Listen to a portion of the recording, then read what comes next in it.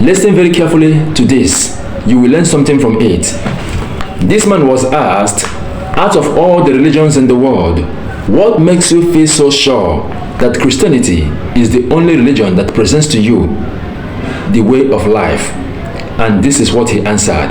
Out of all of the religions in the world, what makes you so sure that Christianity is the true one? You know, Jesus claimed to be something no other religious leader has ever claimed. He claims to be God. Then the next question would be, well, why should we buy into Jesus's claims, right? Because it's one thing for a person to claim to be God. It's another thing for him to prove that his claim is actually true. And that's where it all comes down to the resurrection of Jesus. Christianity stands or falls at the claim of the resurrection.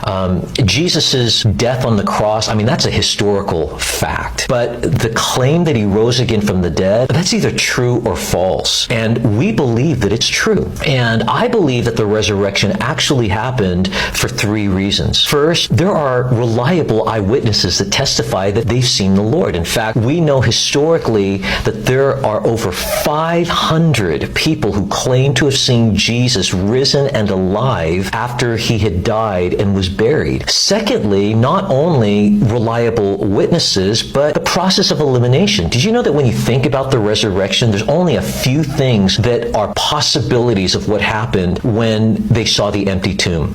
One possibility is that Jesus really didn't die on the cross. This is called the swoon theory. But we know that the Romans, they knew what death looked like. And Pontius Pilate made sure that Jesus was dead before he was taken off the cross and buried. And so he had a spear thrust into his side, and we know that blood and water flowed out. And the American Heart Association did a study on that, and they determined from that evidence that he died of a ruptured heart. So he literally died. Other people say the disciples stole the body. But I'll tell you, the fact that those disciples all claimed that Jesus rose again from the dead, and they held on to that claim even to torture and horrific death, man, these guys that were at one time cowards, and now to stand like that, something radical had to have happened. And you just can't say the disciples stole the body. Well, other people say the Romans stole the body, but why would they do that? Because for Roman soldiers, if what they were guarding were stolen, they would be executed for it. Other people say, well, everybody hallucinated. Well, to have over 500 people hallucinating the same thing, that's not probable. But also for them to hallucinate that meant that they had to expect a resurrection. None of them were doing that. But also, what do you do about all the circumstantial evidence? There's an empty tomb. There's a stone rolled away. There are soldiers that are gone. Hey, the hallucination thing,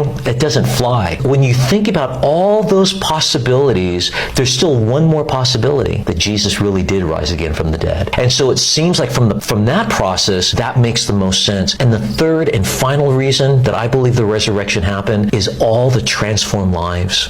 For the last 2,000 years, people that used to hate God and they were rejecting Jesus, and then they came to Christ and became radical servants of God. How do you explain that? Except that something powerful happened at the story of the resurrection of Jesus. So I believe that for those three reasons, Jesus rose again from the dead. And because he rose again from the dead, his claim to be God and the Savior of the world, it's legit.